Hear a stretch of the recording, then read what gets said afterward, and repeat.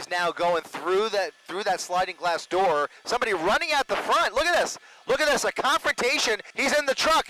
He's in the truck. What began as a single failed traffic stop on the 91 freeway in Orange County would stretch across 2 counties, drag in 6 agencies, pass through 3 separate stolen vehicles, and end with deputies firing live rounds into a burning pickup at a gas station.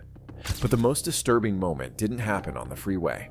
It happened inside a stranger's house, while the family was still home. It's just after 4 p.m. on a Wednesday in February, smack in the middle of Orange County rush hour, when news crews overhead pick up a black Honda Civic flying down the eastbound 91, with its driver's window rolled down and visible damage across the front bumper. You can see some front end damage on that bumper. It had been flagged minutes earlier as a failed traffic stop. The agency that tried to pull him over hasn't even been confirmed yet. Unclear which agency is pursuing this vehicle. But the way he's driving tells the air crew everything they need to know. He exits the freeway almost immediately, cuts into a quiet residential grid in Anaheim, 60 miles an hour down streets that top out at 25. No destination, no pattern, just random left turns through stop signs he doesn't touch the brakes for. And then he does something that nobody running their own car ever does. He abandons the Civic, tries to break into a pickup parked on the street. When the pickup won't cooperate, he gets back into the Honda and keeps driving. From the air, it's suddenly obvious. The car he's been driving this whole time almost certainly isn't his. A few blocks later, he tries it again. This time, a white GMC work van parked outside a townhome complex. He finds the passenger door unlocked, climbs in, and gets to work on the wiring.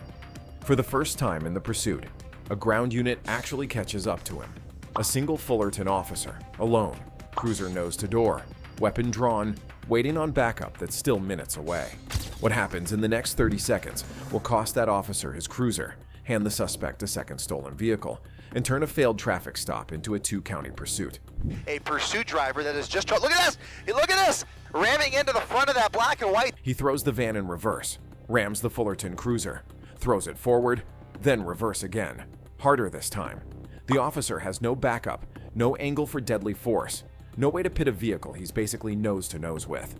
By the time the second cruiser arrives, the suspect has already wedged the van free, turned it around, and squared off for open road. He leaves the parking lot in a stolen work van with a Fullerton bumper still attached to the grill. The van gets him back on the freeway at triple-digit speeds. He clips 2 civilian vehicles just muscling through a red light to get there. Anaheim PD's airship stays overhead, but the ground units can't keep pace. And at this point, they're also running out of jurisdiction. Fullerton PD is now outside its coverage. Anaheim is boxed in by a Disneyland flight restriction and can't reposition. CHP has been requested, but hasn't arrived. An LA County Sheriff hasn't entered the picture yet. For a stretch of the pursuit that will last nearly 15 minutes, he's effectively alone on the road with a news helicopter as the only thing tracking him. By the time he reaches Carmenita Road in La Mirada, the van's rear left tire is gone.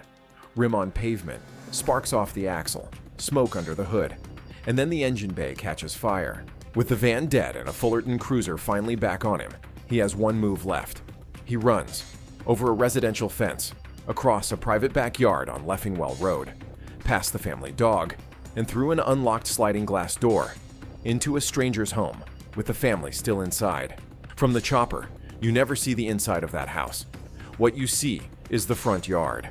And what comes out of the front yard, 30 seconds later, is the suspect, sprinting out of the residence, climbing into a brand new Chevy pickup parked in the driveway, keys already in the ignition. There's a dog underneath that pickup. He does not check. He reverses out of the driveway, clips a parked vehicle on his way out, and he is gone again.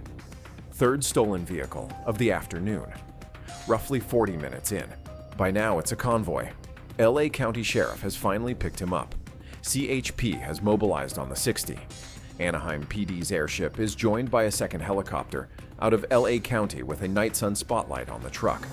And the suspect is now burning through jurisdictions: Santa Fe Springs, Rowland Heights, Hacienda Heights, ramming vehicles at intersections, jumping medians, driving the wrong way down 4-lane surface streets at 70 miles an hour, sideswiping every motorist slow enough to get in his way. Somewhere along the route, Dispatch confirms a charge count that is still climbing in real time. Is facing now 3 charges of ADWs, assault with a deadly weapon. 3 counts of assault with a deadly weapon on a peace officer. Burglary of an inhabited dwelling. Multiple counts of vehicle theft. Felony evading. Hit and run. And whatever the original traffic stop was for, which 90 minutes in still hasn't been made public. And then the Chevy starts doing the exact same thing the van did. Front left tire going flat. Rim eating pavement. Sparks off the undercarriage. For the first time in the entire pursuit, the physics of the vehicle are doing what no ground unit has managed.